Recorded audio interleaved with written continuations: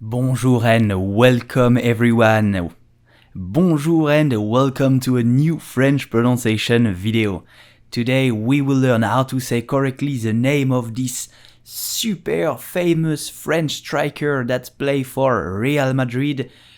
Everyone know him, especially now he's at the top of his level. So how do you pronounce Karim Benzema?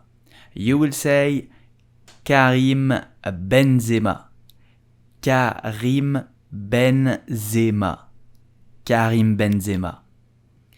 Did you know that Karim Benzema is in the history of the Real Madrid? He is now at the second place of the top striker of the team, just behind Cristiano Ronaldo. What a player! I hope you enjoyed this video. If it's the case, please do subscribe to my channel and watch more videos about French players just right here. À bientôt, salut!